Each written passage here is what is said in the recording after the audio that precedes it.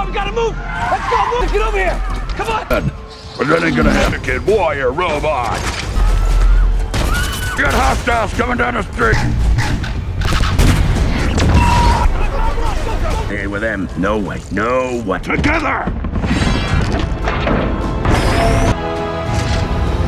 Come here! We're... and my family. Why we're here.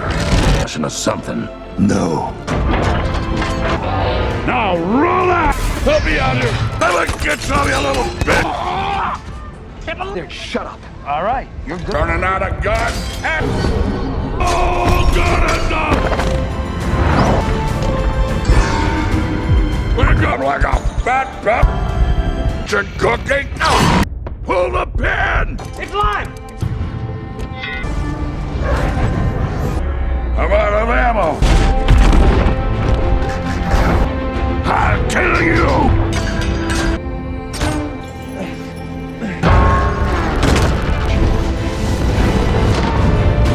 They're ruining everything. Optimus is here!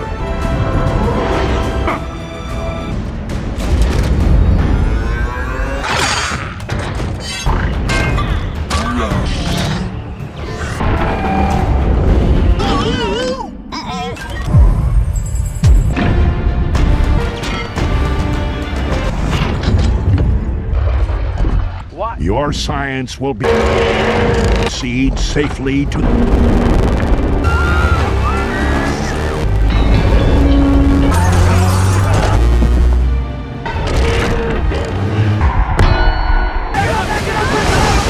Calm down.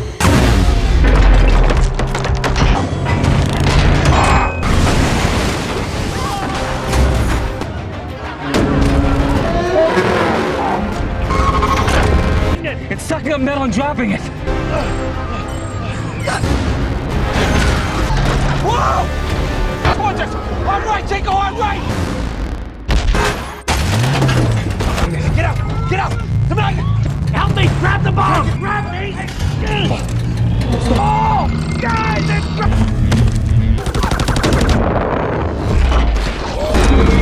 Let's get this bomb. No!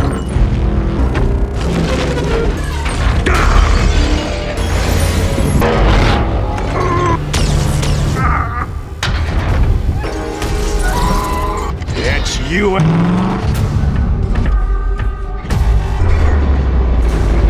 right.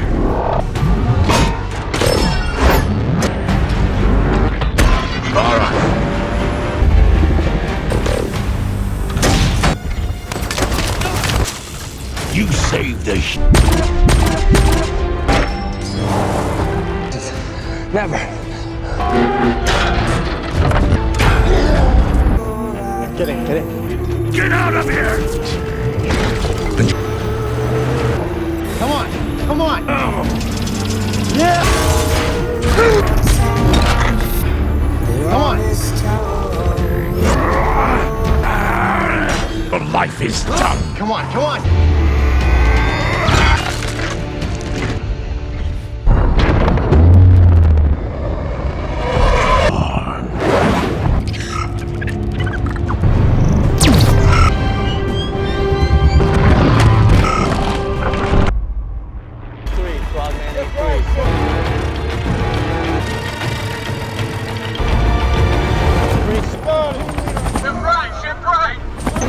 Crack steel! No! Him! Missiles out. He's on the run! He's on...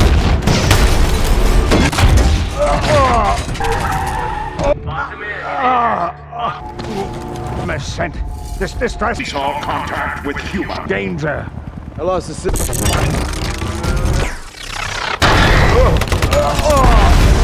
No! See. Fire, check fire.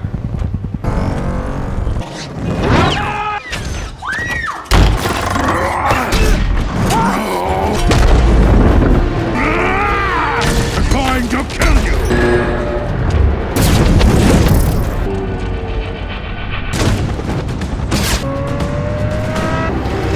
Who are they? Who are you? And who are you? You're not her boyfriend! Okay! There's another one coming up the back!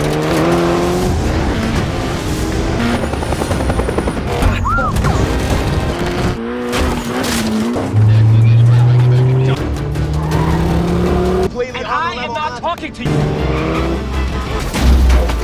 Drop some more.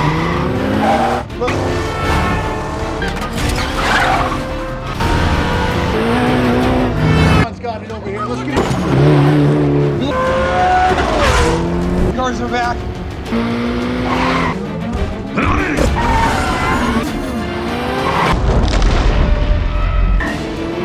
We're losing them. Take out. Pass it, grab my stick, grab my.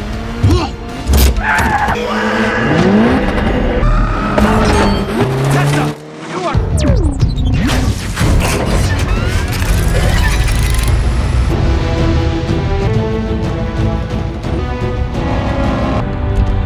Oh, yeah. There's hope.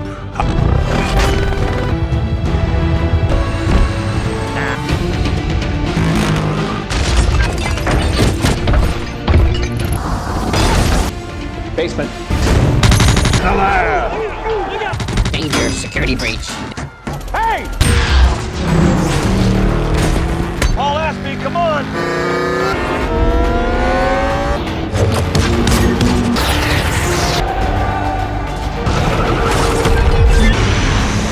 Come on, Optimus!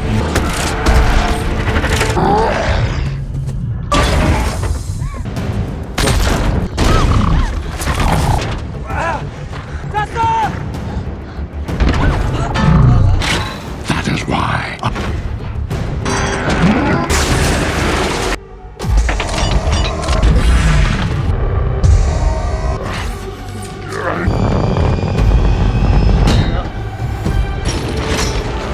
Get out! I can't hold on! Tessa! Cade!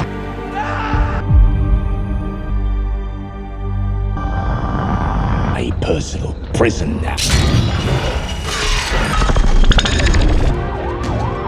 It's a bad idea. Well, let's rock. Here's a little...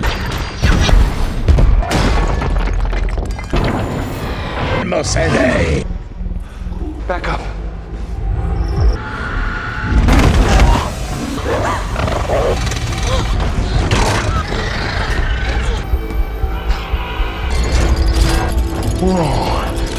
Weapons!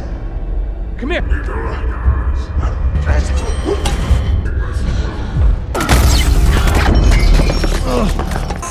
Hey, turn that corner, and we're gonna... Sorry. I'm so sorry! What?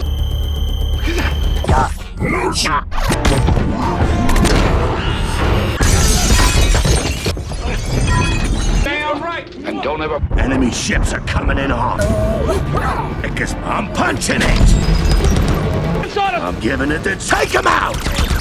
How good move, B? This one's for... Hey, you better let me... Listen up, crash course, chase a driver. Wait, hold on, what are you talking about?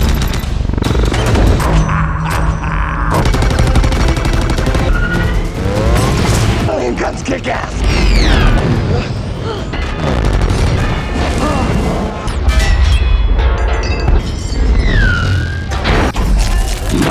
You are commanded. Go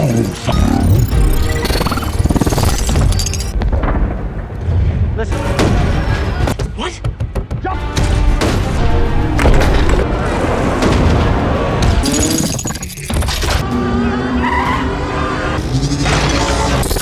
find my... Joshua! Hurry up, run! Looks like we might have company.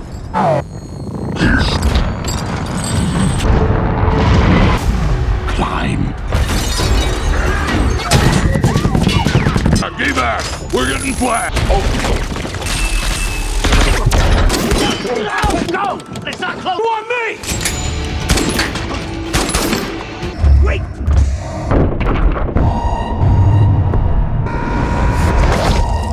Hey guys, today we're diving headfirst into the metallic mayhem of Transformers: Age of Extinction, a film where explosions are practically a love language and robots regularly redecorate cityscapes. We kick off not with a bang, but with a cosmic-scale terraforming event eons ago. where giant alien ships, presumably belonging to the creators, because who else would make sentient cars, are turning prehistoric Earth's dinosaurs into, well, metallic goo. It's a rather dramatic way to introduce the building blocks of our favorite transforming titans, setting a truly ancient precedent for the robots in disguise. If you had a good time with this, a like and a subscribe is a free way to help me keep making more. Fast forwarding 5 years after the colossal smackdown in Chicago from the previous film, humanity has apparently decided that all sentient alien robots, good or bad, are just a massive liability. The government, specifically a shadowy Black Ops unit called Cemetery Wind, led by the utterly charming James Savoy, is now actively hunting down any surviving Transformers. We witness this grim new reality unfold as a wounded Ratchet, one of Optimus's most loyal medical officers, is cornered and mercilessly gunned down in an abandoned factory. The metallic thud as he collapses, the hiss of his dying optics. It's a stark, brutal reminder that even heroes aren't safe when paranoia takes hold. It's a rough scene, showing just how quickly public opinion and government policy can pivot from gratitude to grave concern.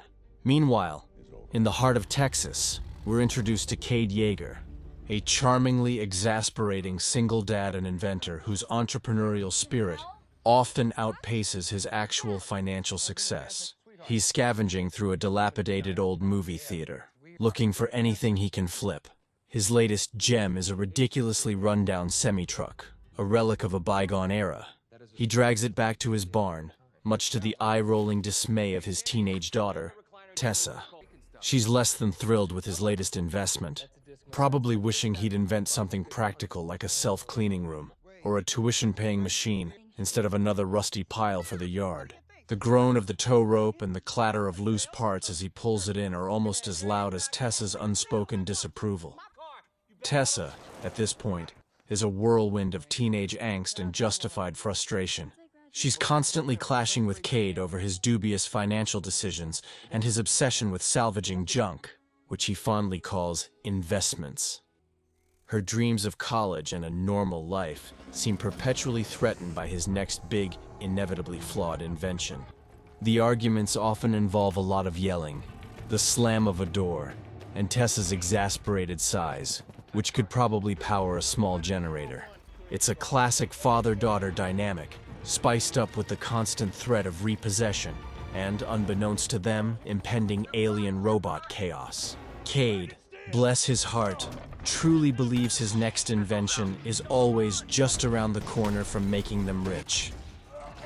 Cade, ever the tinkerer, starts to poke around his new salvage project.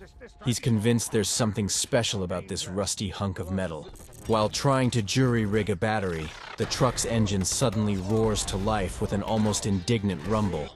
Then, with a series of mechanical groans and clunks, the rusted exterior begins to shift, revealing advanced alien components and, unmistakably, an Autobot insignia. It's Optimus Prime, folks. Our heroic leader has been living undercover as a derelict semi, which honestly is a pretty brilliant hiding spot. Cade's jaw probably hits the floor with a quiet thud, realizing his junk is actually a highly sought-after giant alien robot. This is like finding out your old beat-up lawnmower is actually a retired supercar. What a reveal, right? Cade, now privy to the universe's biggest secret residing in his barn, tries to quietly fix Optimus, but you can't exactly keep a giant alien robot under wraps, especially one that probably emits enough energy to power a small city. The Autobots' reawakening sends out a signal that's promptly picked up by Cemetery Wind.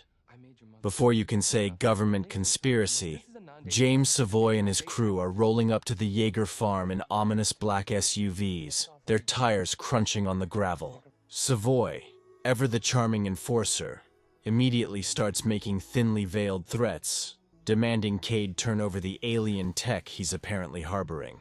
The tension in the air is thick enough to cut with a dull butter knife, and you can practically hear the subtle whir of Optimus's internal systems preparing for trouble. True to form, things escalate quickly. Cemetery Wind, not content with merely knocking, decides to kick down the door, quite literally. The farm is swarmed with heavily armed agents, their boots pounding on the porch. Just as things look dire for Cade and Tessa, Optimus Prime, with a thunderous roar of hydraulics and a magnificent shimmer of metal, bursts through the barn doors, transforming in a symphony of metallic clangs and whirs. He's battered and bruised, but still a formidable force, immediately engaging the agents. The crack of gunfire mixes with the thud of robot fists, creating a chaotic symphony of destruction. It's a visceral, desperate fight to protect his human allies, making it clear that even in hiding, Optimus Prime is a leader who won't abandon his friends. Just when you thought the Yeager farm couldn't get any more dramatic, enter Shane Dyson, Tessa's secret, slightly too old for her rally car driving boyfriend. He pulls up in his souped-up racing car, a plume of dust kicking up behind him, and immediately starts performing gravity-defying maneuvers through the explosions and flying debris. With a screech of tires and a healthy dose of Irish bravado, he snatches Tessa from harm's way. Cade, of course, is less than thrilled to discover his daughter has a secret boyfriend, who's crashing more than just their dinner plans. But at this moment, any help, even from a guy who drives like he's auditioning for a commercial, is welcome. It's a chaotic escape, with Optimus acting as their heavily armored guardian angel, the roar of his engine a comforting sound amidst the explosions.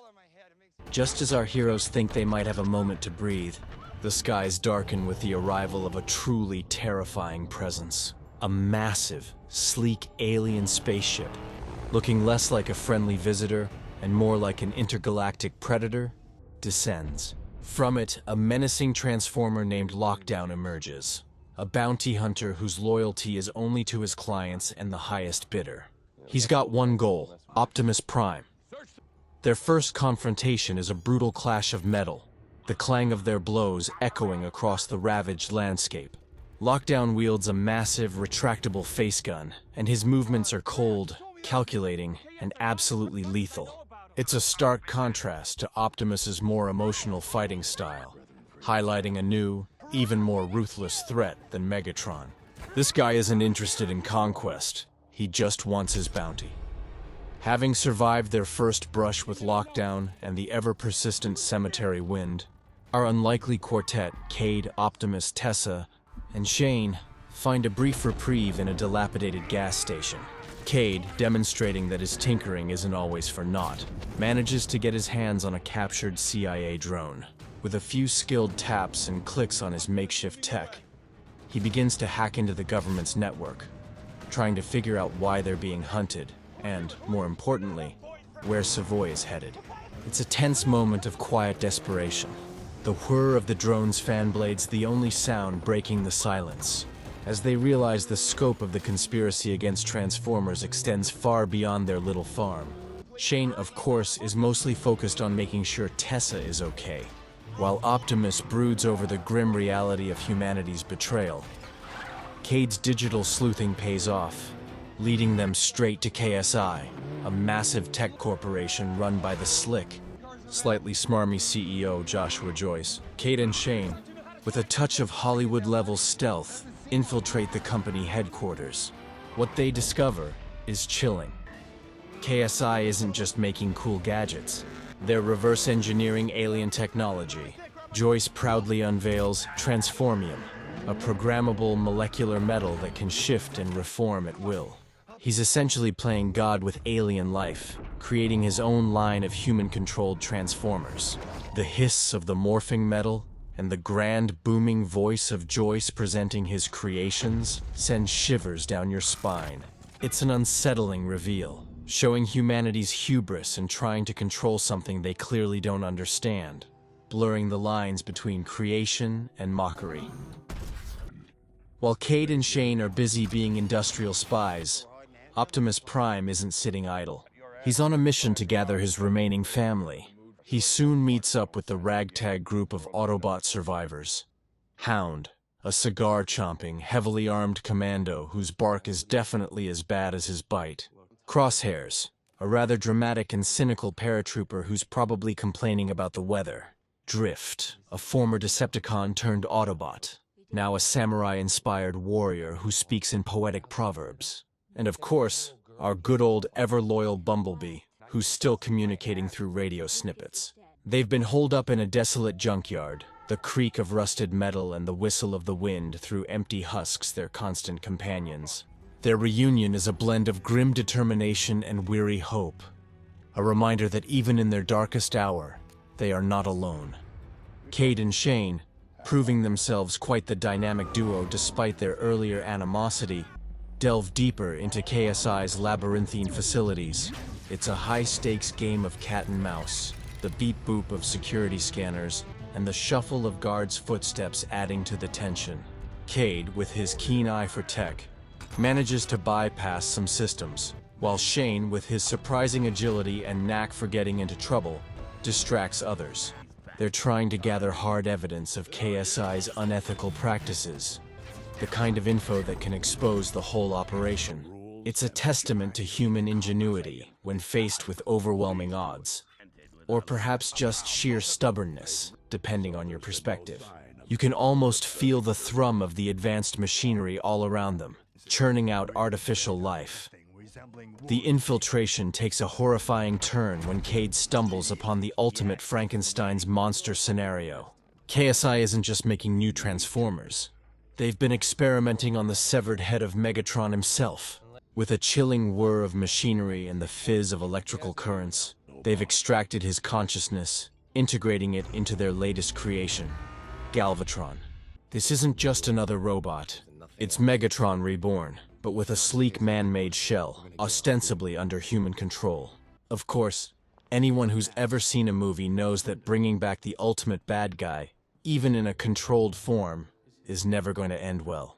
The subtle hum of the processing power trying to contain Megatron's malevolent spark is almost palpable in the scene. News of KSI's abominable creations reaches Optimus, and let's just say he's less than thrilled.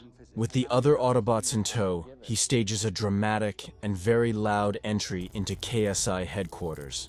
The crash of glass and the crunch of reinforced walls announce their arrival. Optimus, his voice a thunderous roar of righteous indignation, confronts Joshua Joyce directly. He sees humanity's hubris and disrespect for life, a betrayal that cuts deeper than any physical wound. It's a powerful scene, demonstrating Optimus's unwavering moral compass and his profound disappointment in humans who would exploit and desecrate his kind. The air crackles with his barely contained fury, a stark contrast to Joyce's bewildered attempts to justify his innovations. Joshua Joyce, still convinced he can control his artificial creations, unleashes Galvatron for a demonstration. And oh boy, does Galvatron deliver? With a terrifying whir of gears and a shimmer of transformium, he quickly obliterates every target. He's powerful, menacing, and capable of seemingly impossible transformations, his body constantly reconfiguring itself with a mechanical hiss. The human scientists, initially awed by their creation, start to get a creeping sense of dread as Galvatron displays a will and destructive efficiency that seems familiar. It's becoming increasingly clear that putting Megatron's brain into a new body isn't exactly a recipe for world peace. No matter how shiny the exterior, the metallic thud of each destroyed target emphasizes his raw power. In a truly ironic twist, KSI sends their shiny new toy, Galvatron, after Optimus Prime in the city streets, hoping to prove their creations are superior. This battle is a visual feast of metallic clashes and explosive impacts. Galvatron, with his uncanny ability to dissolve into a swarm of metallic particles and reform, proves a slippery and dangerous opponent. Optimus, relying on his brute strength and centuries of combat experience, struggles against this unpredictable new form of warfare. The groan of grinding metal and the whoosh of Galvatron's shifting form add a chaotic rhythm to the fight. It's not just a physical brawl. It's a battle for the very soul of the Transformers, a contest between natural evolution and synthetic arrogance. And let's be honest, it's a pretty intense way to road test your product. Just as the Optimus Galvatron brawl reaches peak destruction, Lockdown decides to crash the party, literally.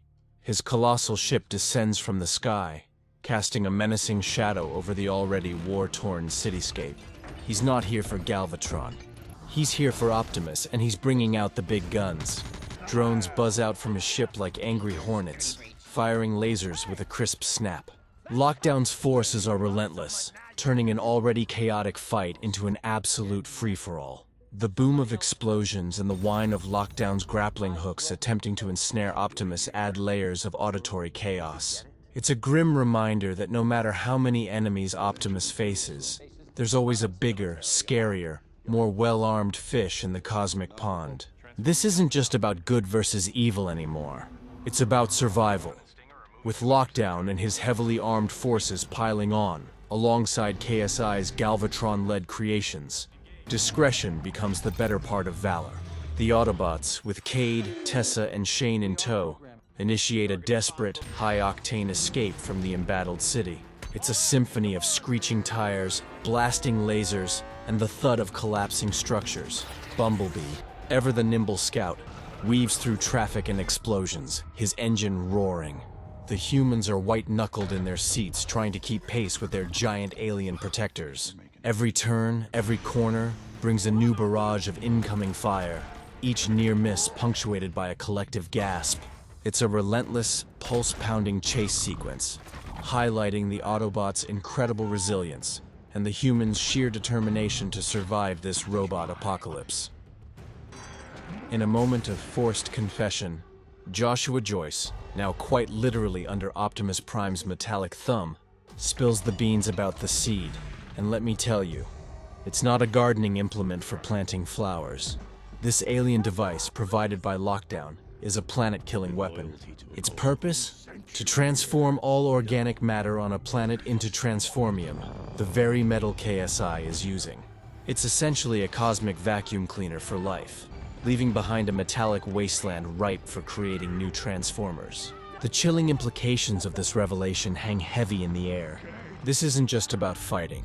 It's about the annihilation of entire ecosystems for raw materials. It puts a whole new horrifying spin on the phrase "go green," doesn't it?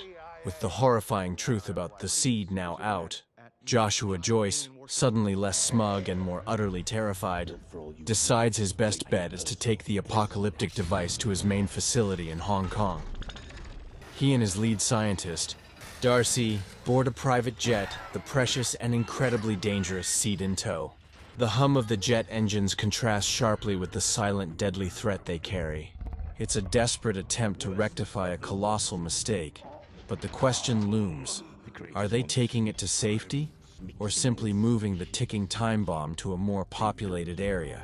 The vast expanse of the ocean below them seems insignificant compared to the potential global devastation they're ferrying across it.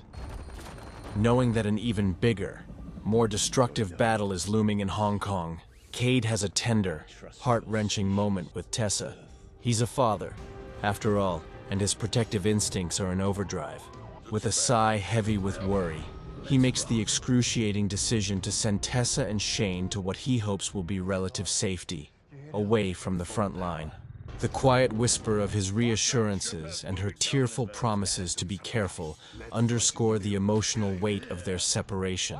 It's a raw, human moment amidst the metallic chaos, reminding us that even with giant robots fighting, the core of the story is still about family and survival. He needs to face the danger, but he can't bear for her to be there. Well, so much for relative safety. Tessa and Shane are, predictably, captured by Lockdown's forces and find themselves aboard his colossal ship. Here, they stumble upon Lockdown's rather unsettling trophy room. It's less a room and more a vast hangar filled with suspended alien specimens. Living, breathing trophies from across the cosmos, all frozen in carbonite-like prisons. Other Transformers are among them, their forms illuminated by eerie blue lights, trapped in a metallic slumber. The hiss of the cooling systems and the dull hum of the life support cells create a chilling atmosphere. It's a visually stunning but deeply disturbing scene, showcasing Lockdown's cold, calculating nature and the sheer scale of his intergalactic hunting prowess. He's basically the universe's most extreme taxidermist. Tessa and Shane aren't the only ones Lockdown snagged. Optimus Prime, too, was captured, impaled on Lockdown's massive ship by his own sword, no less. But our hero isn't one to stay imprisoned for long. With a mighty roar of effort and the shriek of tearing metal, Optimus breaks free from his restraints. He reclaims his sword, the clang of it sliding into his hand, a familiar, comforting sound of returning power. Now, he's not just escaping. He's on a mission to rescue his human allies and get the seed out of hostile hands. It's a furious sprint through Lockdown's alien vessel, with Optimus cutting a path through drone after drone, their metallic bodies crumpling under his powerful blows. The stage is set for the final, colossal showdown. Hong Kong. Galvatron, now undeniably more Megatron than KSI's innovation, leads an army of KSI-manufactured Transformers in a devastating assault on the city. Their objective? To detonate the seed and turn Hong Kong into a giant pile of transformium. The crash of buildings, the screams of civilians, and the thud of giant robots colliding fill the air. The Autobots, along with Cade, are desperately trying to counter this metallic tide. It's a chaotic, overwhelming onslaught, with every street becoming a war zone.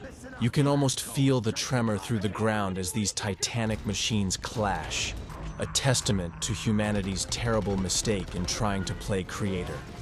Just when Tessa and Shane think they've escaped one nightmare, they're thrown directly into another, the full-scale robot apocalypse unfolding in Hong Kong.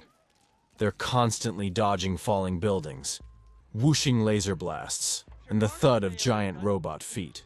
It's a frantic struggle for survival, their quick reflexes and sheer luck the only things keeping them from being squashed. Shane, in particular, gets to show off his driving skills again, swerving through the destruction like a seasoned pro. The roar of the battle is deafening, turning the bustling city into a concrete and steel blender. It's a testament to their resilience, or perhaps just their incredibly bad timing, that they keep finding themselves at the epicenter of alien robot warfare. Optimus, while still on Lockdown's ship, makes an astonishing discovery. A hidden chamber housing legendary warriors. The very ones from prehistoric times. We're talking Dinobots, folks. These are primal beast mode transformers, and they are not happy about being caged. Optimus knows he needs more firepower to stop Galvatron and save Hong Kong. He frees them, but not without a little negotiation. Grimlock, the fire-breathing T-Rex leader, isn't keen on taking orders. Cue a brief but intense duel between Optimus and Grimlock. A clash of pure power with the roar of Grimlock and the clang of Optimus's sword. Optimus wins, of course, because he's Optimus. And with a grunt of grudging respect, the Dinobots agree to join the fight. The rattle of their massive chains as they burst free promises absolute devastation. And then, the moment we've all been waiting for. The Dinobots are unleashed, with Optimus Prime riding atop Grimlock, the robotic T-Rex, like a modern-day knight on a metal steed. They charge into the thick of the Hong Kong battle. The sight of Grimlock's thunderous stomp, the swoosh of Swoop's wings, and the crunch of their teeth on KSI drones is pure, unadulterated spectacle. The roar of their beast modes adds a new, terrifying sound to the urban warfare. They tear through Galvatron's army with savage efficiency, turning the tide of the battle almost instantly. It's a primal, chaotic, and frankly awesome display of power. Who knew giant robot dinosaurs were the answer to preventing planetary terraforming? Makes total sense, right? The battle for Hong Kong becomes an absolutely epic free-for-all. Skyscrapers groan under the weight of colliding giants, the shatter of glass echoing through the city. The Autobots, now with the ferocious Dinobots as their allies, push back against Galvatron's relentless army. Hound is firing off so many rounds it sounds like a continuous barrage. Crosshairs is gracefully taking out drones with his acrobatic flips, and Drift is a blur of metallic swishes and precise sword strikes. Cade, Tessa, and Shane are also in the thick of it, using their human ingenuity to survive and assist where they can. It's a relentless, visually stunning sequence of explosions, metallic clangs, and robot wrestling, showcasing the sheer scale of the Transformers universe. Honestly, if this doesn't sell action figures, nothing will. Amidst the deafening roar and crash of battle, Galvatron has a moment of chilling clarity. The human programming, the KSI control, it all shatters, revealing the malevolent consciousness of Megatron beneath.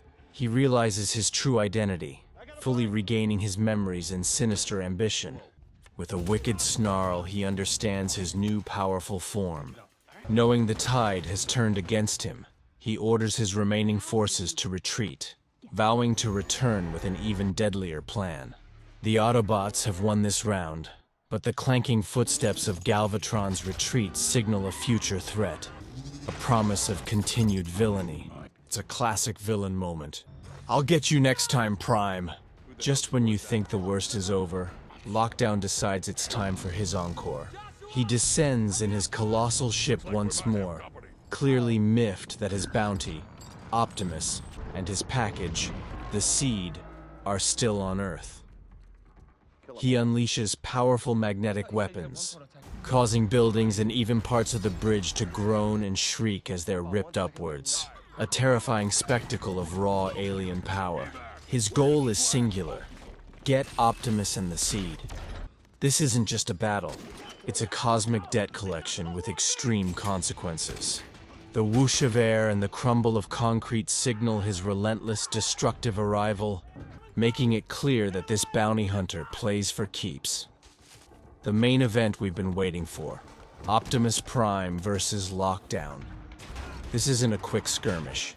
It's a full-on, no-holds-barred metallic slugfest. The clang of Optimus's sword against Lockdown's hook and face gun rings out like a death knell. Lockdown is a ruthless, efficient fighter, using his arsenal and cunning to gain an advantage. Optimus, however, fights with the righteous fury of a leader betrayed and hunted. Every thud of a punch, every shriek of tearing metal signifies the high stakes. It's a truly visceral battle, culminating in a desperate struggle over Optimus's iconic sword. The tension is palpable, the hum of their internal systems straining under the effort. This is where the movie earns its Extinction subtitle, at least for some of the combatants. Amidst the Titans' clash, Tessa finds herself in grave danger, literally being pulled upwards by one of Lockdown's powerful magnetic beams, screaming as the ground rapidly recedes. Cade, seeing his daughter in peril, has a powerful surge of adrenaline. With no thought for his own safety, he leaps into action, grabbing onto a dangling cable and swinging towards her, his grip straining as he fights against the immense pull. The whine of the magnetic field and Tessa's terrified screams make for an incredibly tense moment. It's a pure, unadulterated father-saves-daughter moment, showcasing Cade's unwavering love and courage. He's not just an inventor, he's a dad, and nothing is stronger than that protective instinct. Not even a giant magnet. In a satisfying turn of events, Cade finally gets his moment to confront Harold Attinger, the smug, corrupt CIA agent who initiated the Transformer hunt and made an unholy alliance with Lockdown.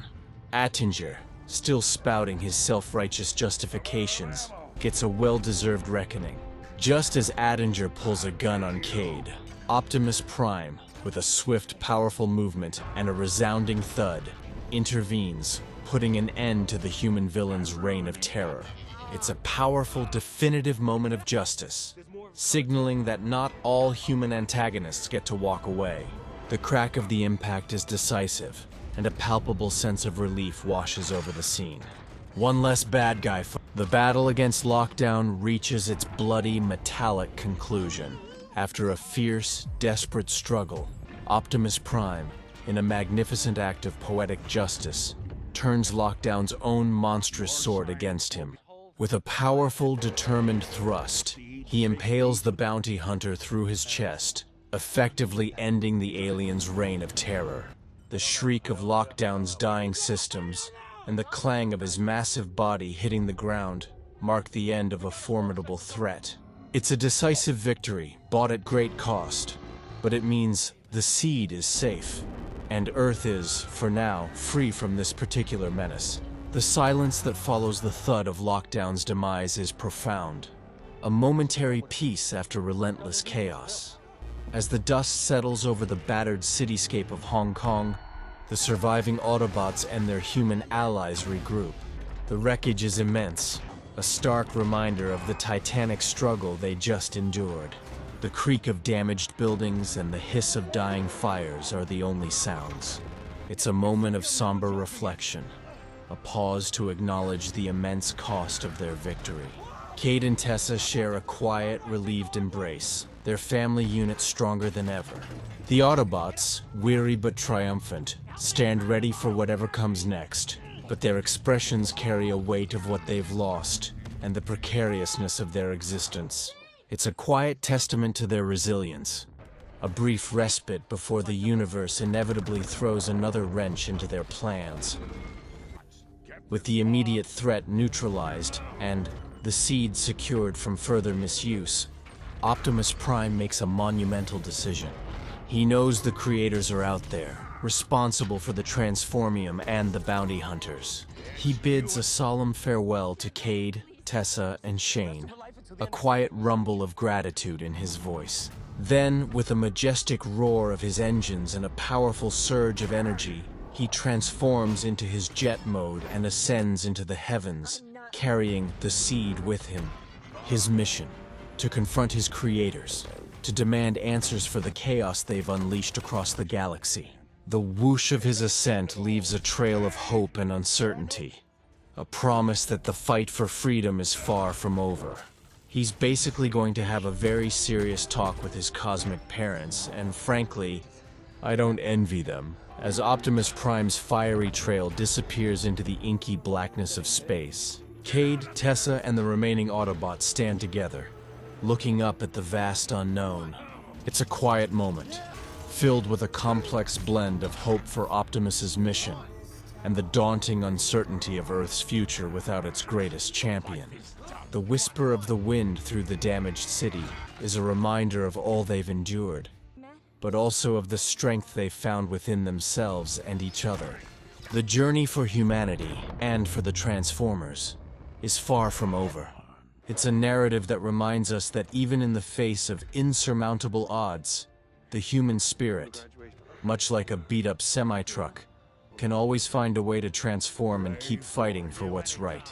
Every challenge is an opportunity, every departure a promise of new adventures and deeper understanding. The future is unwritten, and that, perhaps, is the greatest freedom of all.